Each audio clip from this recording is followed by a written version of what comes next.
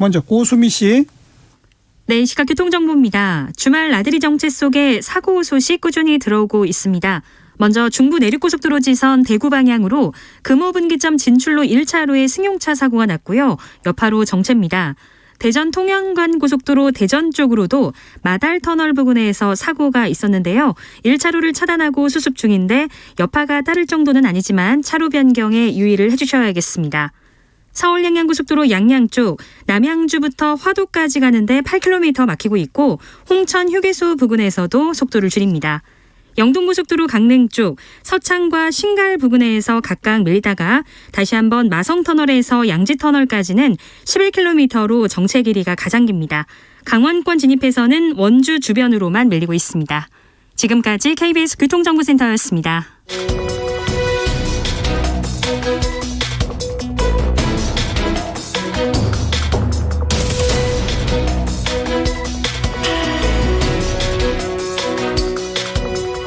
여러분께서는 끝장 토론 각설하고를 듣고 계십니다. 정관용의 시사본부 토요일 2부 끝장 토론 각설하고 더불어민주당의 미디어 특보단장 최민희 전 의원, 국민의힘 대변인 윤기찬 변호사와 함께하고 있습니다. 자, 후반부 공통질문이죠. 이번 주 가장 핫했던 한마디. 우선 최민희 전 의원. 저는 전술핵 배치, 핵 공유 주장한 적 없다. 윤석열 후보 말씀이 인상적. 조금 이따 그 얘기 할 거니까 네. 그거만 딱 이야기 듣고요. 윤기찬 대변인, 금주 가장 핫했던 말. 네, 저는 이재명 후보께서 어제 토론회에서 우크라이나 사태와 관련해서 나토 가입 이런 걸 추진해서 마치 러시아를 자극해서 전쟁이 난 것처럼 묘사한 부분은 좀 부적절하지 않았나 이런 생각이 듭니다. 예. 야, 이거 저희가 그 사전에 의견 교감한 바 없는데 어제 있었던 외교안보 분야 토론 잠시 후에 하겠습니다. 제가 그러고서는 금주에 가장 핫했던 말 하니까 두 분이 다 어제 토론에 그 대목을 또 딱 짚으시네. 짚을만 하죠. 그렇죠. 네, 당장의 우크라이나의 경우는 이게 전쟁이 일어났을 때보다 막상 막 폭격이 되고 막 그 피난 행렬을 보니까 가슴이 섬찟하잖아요. 그러니까 우크라이나와 관련하여 과연 이게 푸틴은 말할 것도 없고요. 러시아 제국주의 저건 국제적으로 분쇄해야 되고요. 근데 그러면 그런 강대국이 침략했을 때 중소국들은 어떻게 해야 되냐. 그래서 대통령의 역할을 고민하게 되는 것 같습니다. 그 얘기 그럼 바로 꺼내셨으니까 지금 윤 대변인은 우크라이나 대통령이 나토 가입 같은 걸 추진해서 러시아의 침공을 불러온 듯한 식의 표현을 한 거는 부적절했다고 표현했는데 어떻게 보세요? 근데 전체적으로 이재명 후보가 그 얘기를 그 부분만 한 게 아니라 전체적으로 다 했기 때문에 예를 들면 우크라이나가 멀리서 벌어진 남의 나라 일이긴 한데 우리나라 주식시장에 영향을 미칠 정도로 중대한 사안이다. 이렇게 얘기를 했거든요. 그런데 어제 윤석열 후보는 먼 남의 나라 일이다라고 앞부분만 얘기하셔서 그걸 이재명 후보가 바로잡았잖아요. 그것과 마찬가지로 우크라이나 대통령의 가장 큰 문제는 나토 가입을 추진한 게 아니고요. 나토 가입을 추진하는 과정에서 나토 가입이 가져올 여러 가지 여파, 그 러시아와의 관계도 고려해야 되고요. 과연 나토에 가입했을 때 이게 그 나토는 그 관계가 혈맹이 될 수는 없잖아요. 한미 관계는 혈맹입니다. 피로써 지킨 남한이기 때문에. 그런데 그렇지 않은 관계에서 갑자기 우크라이나가 소비에트 러시아 연방이었는데 떨어져 나와서 나토에 가입하면 그게 혈맹이 됩니까? 아니잖아요. 그러니까 종합적인 걸 고려하지 않고 나토 가입을 한다 만다 우왕좌왕했다. 이 부분에 대한 문제 제기는 저는 다 똑같을 것 같습니다. 근데 이제 저 진위를 떠나서 일단 거기서 저는 왜 이게 제가 처음 문제 제기 왜 했냐면 약간 패턴이 보여서 그랬던 거예요. 패턴? 그러니까 사드 문제와 관련돼서도 사실 우리의 안보와 관련된 거라고 저희는 파악을 하고 있는데 중국의 경제적인 측면 제재와 관련돼서 왜 자극해서 제재가 오면 어떡하겠느냐 이런 말씀을 주신 거고 이제 나토 이 부분도 우크라이나 입장에서는 어쨌든 동맹을 얻어야지만 그 강대국 옆에 있기 때문에 어떤 안보를 지킬 수 있다 이렇게 판단을 해가지고 나토 가입을 했을 텐데 늦었어요. 제가 보기 늦긴 늦었지만 공인하고 이 젤렌스키라는 대통령이 잘 추진 못한 건 맞죠. 여기에 대한 책임 소재가 있는 건 맞지만 이게 전체적으로 보면 러시아를 자극해서라는 단어가 저는 인식상의 문제가 있는 게 아니라고 본 거예요. 왜냐하면 안보를 위해서 여러 가지 방법을 고려하고 추진하고 하는 것은 외교적 방법도 마찬가지고 자국의 자강도 마찬가지고 하는 것이 예.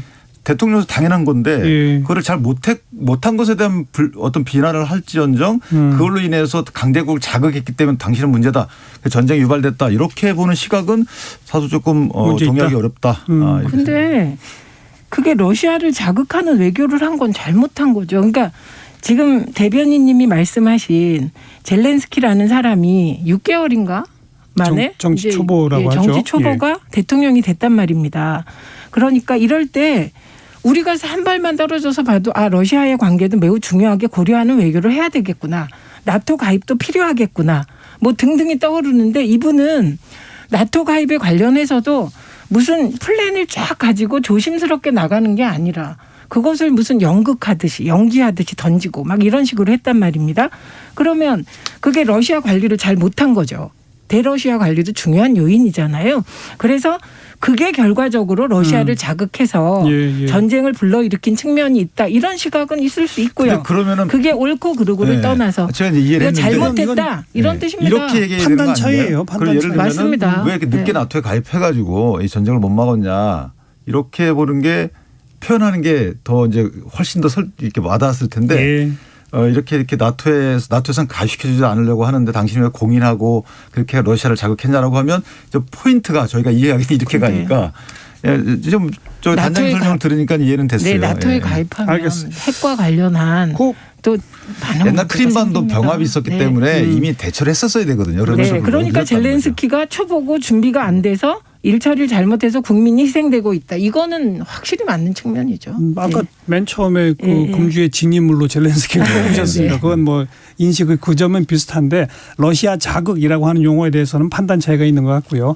아까 그 최민희 전 의원은 그 전술핵 그 얘기하셨죠? 이게 무슨 얘기냐면 저는 이건 사실 확인을 먼저 해야 되는데 제가 다시 또 자료를 찾아봤어요. 우리 오전에 만났어요. 다른 데서 방송에서. 그냥 우연히 스쳐 지나갔는데 그때 윤석열 후보가 이걸 철회했다고 또 말씀을 하셔서 자료를 찾아봤더니 철회했다는 건 저는 못 찾았고 전술핵 배치. 네, 9월 22일 지난해 경선 과정에서 11개의 공약을 발표하셨거든요. 안보 공약. 거기에 전술핵 배치 핵 공유를 미국에 강력히 요청한다. 이 부분이 들어있더라고요. 그래서 이에 대해서 중국도 우려하고 미국도 우려를 하는 그런 멘트가 나왔어요. 그런데 어제 윤석열 후보가 전술핵 배치 얘기한 적 없다. 핵 공유 얘기한 적 없다. 그러니까 이게 어떻게 된 일인가. 자, 어떻게 되는 건지 우선 공식 입장. 의원님 말씀이 뭐 반은 맞고 반은 틀리다고 생각을 하는데 9월 22일 날 경선 단계에서 아마 발표했죠. 10대인가 11대 공약을 낸 것 같아요. 이거를 후보자가 이제 이 페이퍼로 낸 거죠. 후보자 낸 게 아니고 캠프에서. 그런데 거기 보면 이렇게 돼 있습니다. 원래 주된 것은 이제 그 확장 억제, 한미 확장 억제가 주된 공약이고 거기에 만약에 그럼에도 불구하고 확장 억제를 강화했는데도 불구하고 국민 안전이 심하게 위협받는 상황이 또 발생을 하면 그때는 그 핵전개 이런 부분 전략 핵 배치 이런 부분들을 요구하겠다 이런 문구가 있어요. 그러니까 그 부분 어제 이제 물으신 것 같은데 그렇죠. 그 이후에 그런데 그 이후에 또 경선당에서 유승민 의원이 물어요. 이 얘기를 똑같이 합니다. 이 얘기 저 전술핵 배치 핵 공유 할 거냐 이렇게 얘기하니까 당신 공약으로 했던 데니까 거기서 이제 얘기를 안 합니다. 그렇게 안 하겠다. 분명히 단정적으로 얘기를 하거든요. 그러니까 예를 들어서 거짓말했다고 보기는 어렵고 공약집에는 들어 있었는데 빠졌다 이렇게 보시면 될 것 같고요. 왜냐하면 그런 부분은 이재명 후보도 많잖아요. 뭐 여러 가지 공약을 냈다가 디스커스 해보니까 문제가 있으니까 빼거나 정리하거나 그런 차원을 이해해 주시면 될 것 같아요. 그런데 중요한 건 얘기한 적 없다. 이 표현은 틀린 거죠. 얘기한 적 없다고 얘기했어요. 글쎄요, 뭐 그럼 제가 변명하고 싶지는 않지만 어쨌든 뭐 본인의 인식을 못 하고 있었을 수는 있어요. 그다음에 또 하나는 미국과 핵 전개에 대해서 협의하겠다라는 표현. 이게 전 세계에서 미국이 핵 전개를 협의한 나라가 있나요? 그러니까 이게 원래 핵 확장이라는 게 확장 억제라는 부분이 이게 이제 그 핵 투발 수단 있잖아요. 그 투발 수단을 어떻게 전개하고 하는 거 사전에 그 절차를 다 협의해서 마련하는 거거든요. 그게 미국이 핵 전개와 관련하여.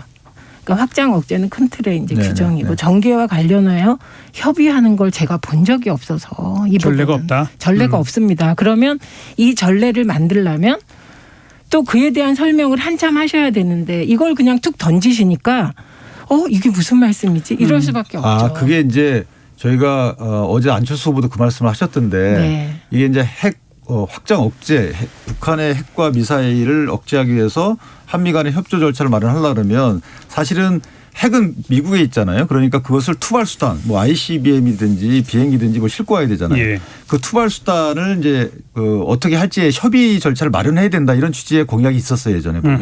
그러니까 그 협의 절차를 마련해야 된다라는 표현이 협의해야 된다라는 거고 그 협의 절차를 마련해야지만 사실은 그게 어떤 뭐 작게든지 이게 전략으로 다 완성이 되는 거니까 그렇게 이해하면 큰 무리는 없어요. 아니요. 그런데 우리나라 전투기가 네. 미국 본토까지 가서 핵을 싣고 온다는 건 또 무슨 말씀이신지. 그러니까 그거는 저희가 예전에 공약할 때 핵 투발 수단에 관해서 투발 수단 ICBM으로 공개해서 오든 아니면 안철수 후보가 어제 말씀하신 대로 오키아나 감에서 우리 전투에 가서 싣고 오든 예. 이런 것들은 아직까지 협의 단계예요. 그러니까 협의해야 된다라고 아니지 이것을 뭐 저희가 확정한 대로 가는 것도 아니고 안철수 후보님 말씀하신 것처럼 어떤 수단이 더 효율적인지 어떤 수단이 안보에 더 도움이 되는지는 그건 미국하고 협의할 사안인 것이죠. 이게 더 나가면 그렇긴 한데 선제 타격과 관련하여서 저희가 느끼는 문제의식은 이런 겁니다. 이거는 이제 다른 분들도 얘기를 했는데 심상정 의원이 지적했어요. 이게 다 연관되어 있는 문제인데 이 틀이 제가 느끼기에는 굉장히 학자들 중에도 좀 뭐랄까 좀 오른쪽에 있는 분들의 주장들이 반영된 게 아닌가 하는 우려가 있다. 예, 이런 느낌인데 이거 무슨 얘기냐면 선제 타격을 예를 들면 군사 전략가나 등등 얘기할 수 있습니다.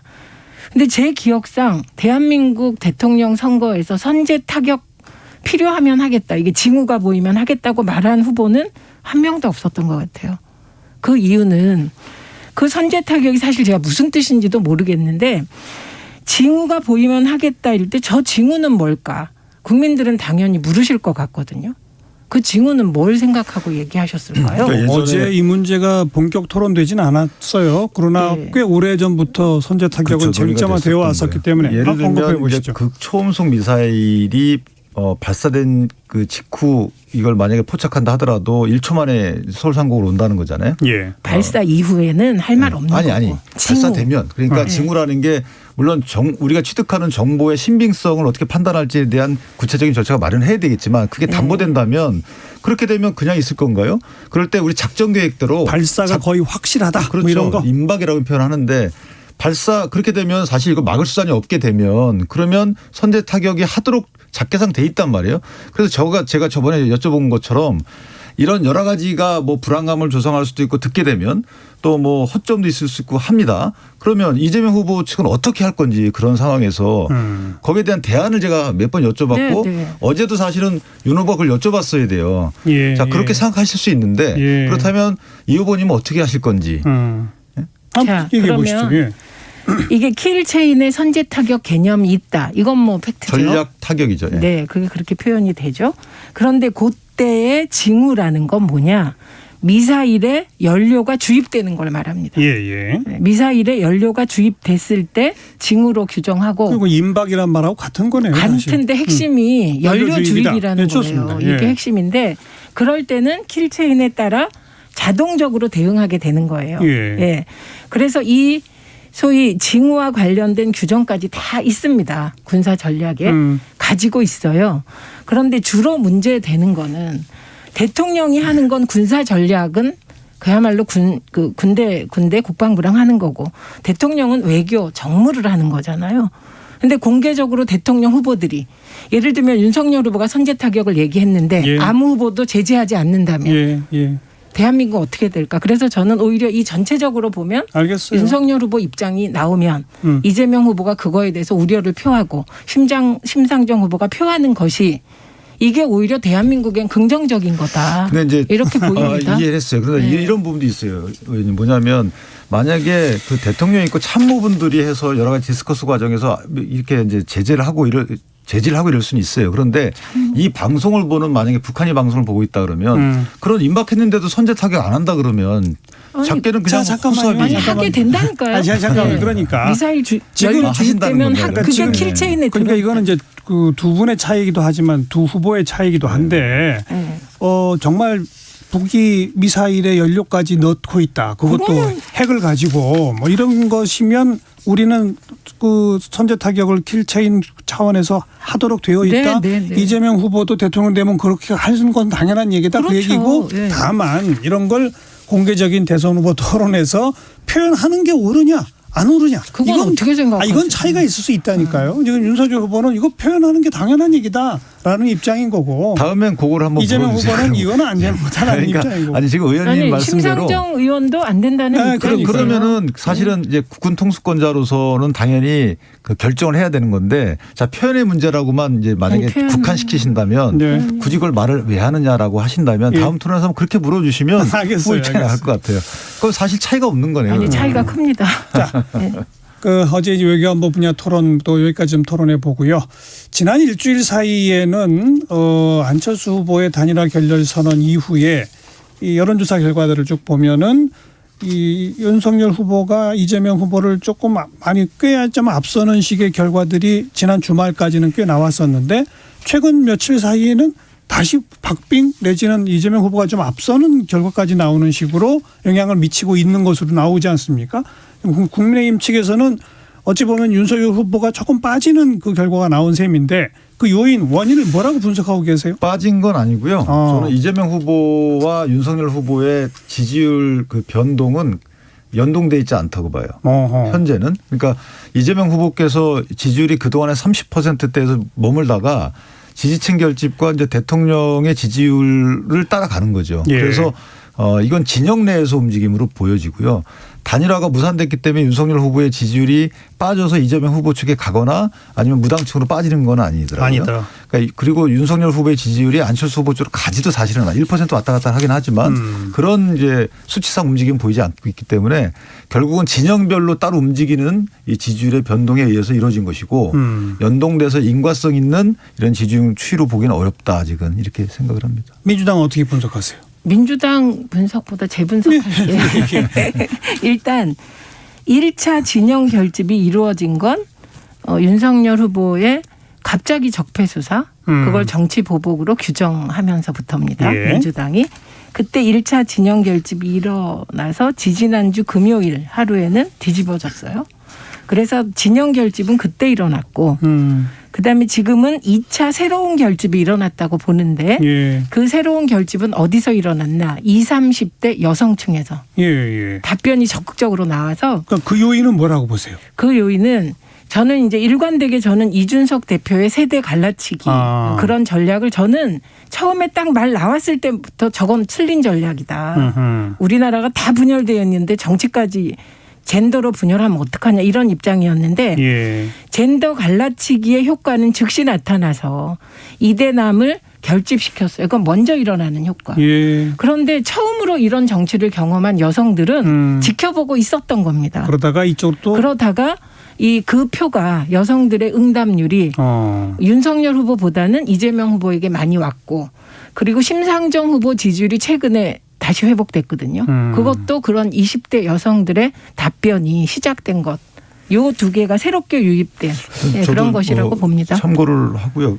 근데 이제 저는 이제 이런 생각이 들더라고요. 이게 지지율 층이 움직이는 형태가 아니고 말씀하신 것처럼 그동안에 침묵해 있거나 애써 외면했던 분들이 현출되는 과정이기 때문에 부동층이 결집은 했다. 그렇죠. 그래서 원래 투표 날까지는 다 이런 일이 이제 이루어지는데 계속 이루어지죠. 조금 더 빨라졌다 이런 생각이 좀 들고요. 예. 이제 각 후보가 그래서 각 진영 결집을 위한 선거 전략을 좀 더 짜지 않겠느냐. 그렇죠. 이런 생각이 좀 두 분의 분석 다 안철수 후보의 단일화 결렬 선언과는 좀 무관하다. 지금 최근의 추이는 이런 식이네요. 저는 그거는 어디에 영향을 줬냐. 중도와 호남에 영향을 주고 있다고 생각합니다. 그래서 이번에 마지막으로 나온 여론조사가 박빙이지만 뒤집힌 여론조사 어제 나왔잖아요. 거기 보면 중도에서 이재명 후보가 이깁니다. 근데 그동안의 중대에서는 박빙 열세이거나 열세였거든요. 그래서 그 중도에는 단일화가 영향을 준 것 같고 어떤 책임을 묻고 있는 거냐면 단일화 결렬이 이준석 대표와 윤석열 후보의 약간 미온적인 태도 때문이다라고 보고 있는 것이 아닌가. 중도의 일부는 이렇게 생각합니다.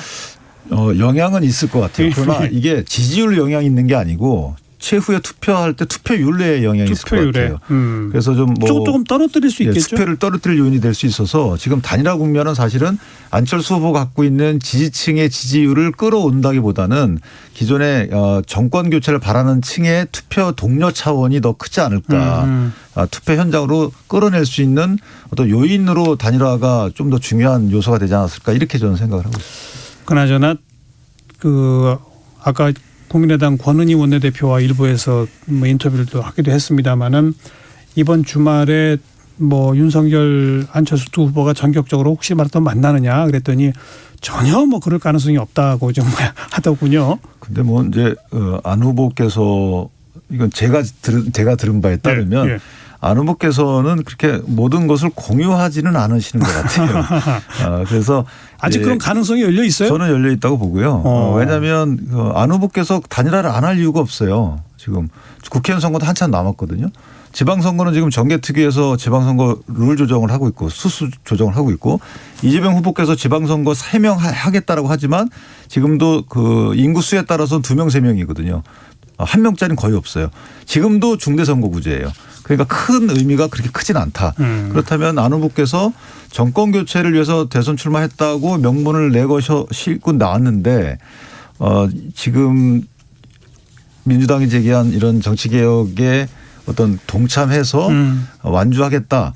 이것은 본인이 내건 명분과 또 안 맞는 거고 그다음에 정치개혁이라는 것은 국회의원 선거 즈음에서 또 많이 일어나는 시점을 고려한다 그러면 전격적으로 만나서 뭔가 얘기를 할 수 있다. 또 하나 말씀드리면 안 후보한테는 명분이 필요한 것 같아요. 제가 볼 때는 실리보다는.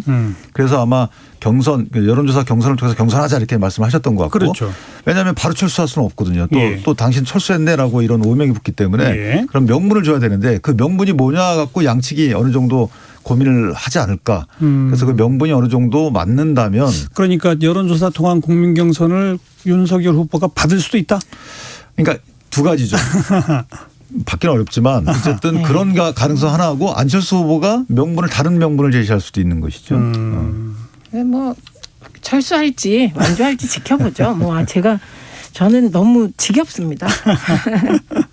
아예 관심이 없는 듯한. 관심보다 관심 갖는다고 뭐 민주당이 뭐 할 일 있습니까? 민주당은 이재명 후보가 약속한 대로 예. 정권 교체 해봐야 사실 보수로 정권 교체해서 국민들이 겪은 건 IMF 환란하고 예. 두 대통령 구속밖에 없어요. 민주당으로 정권 교체했는데 적폐 청산하고 내 삶을 바꿀 줄 알았더니 내 삶이 그렇게 피부 체감할 정도로 안 바뀌었어요. 정권 교체해서 별 크게 보수로 정권 교체했을 때보다는 덜 하지만 대통령이 구속은 안 되고 예. 열심히 하니까. 그래서 정권 교체보다는 새로운 방식, 양당 기득권을 깨는 방식을 이재명 후보가 약속했으니 뭐 이재명 후보와 민주당은 그 길로 가는 거죠. 당락에 상관없이. 뭐 그럴 수밖에 없는 거고 뭐 열심히 해서 뭐 철수할지 아니면 뭐 단일화를 하실지 완주할지 이 부분에 대해서는 사실 민주당이 할 일은 없는 것 같습니다. 근데 이 정권 교체라는 부분을 잘 해석을 하면 사실은 민주당도 그동안에 이재명 후보도 마찬가지예요. 잘못했다라고 했잖아요. 본인이 잘못했다. 본인의 잘못을 행동을 반성한 게 아니고 예. 현 정부가 잘못했다라고 반성을 했잖아요. 예. 그러면 그에 대한 책임을 이제 국민이 추궁하면 받아야 되는 것이고 그게 민주주의 아니겠어요? 민주주의는 어쨌든 잘못하면 다음으로 누군가 바꿔주고 그 사람이 들어와 또 잘못하면 또 바꾸고 잘하면 계속 할 수 있게 해주고 그럼 잘못했다고 이미 인정을 했기 때문에 이거 바뀌어야 되는 거예요. 아니죠. 대통령 지지율이 40% 후반대인데 잘못한 부분이 있는 거지만 그래도 국민의힘으로 가는 것보다 낫다. 이렇게 생각하는 역시 합니다. 이제 오늘 토론 시간이 거의 막바지 끝날 때가 되니까 두 분 아니 패널 세게 나오시니까 두 분 패널께서 각자 이제 이번 선거의 의미 규정을 명확하게 딱딱 저는 해주시네요. 문재인 대통령 지지율이 40대 후반부인데 왜 정권 교체를 하자고 하는지 이해가 잘 안 갑니다. 예, 국민께 여쭤보죠. 뭐 국민 여론조사 결과 정권 교체를 지지한다는 응답이 높게 나오는 거 사실이고 조금입니다, 요즘. 그리고 문재인 대통령 지지율이 역대 다른 대통령보다 높게 나온 건 사실이니까 저는 사실만 마지막으로 정리하고 이제 정리합시다.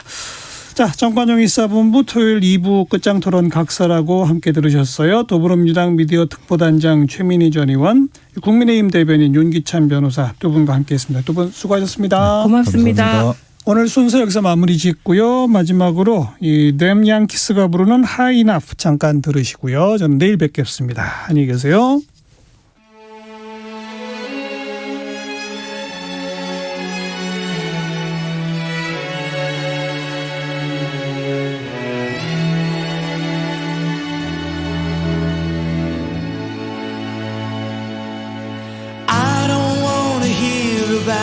it anymore. It's a shame I've got to live without you anymore. There's a fire in my heart.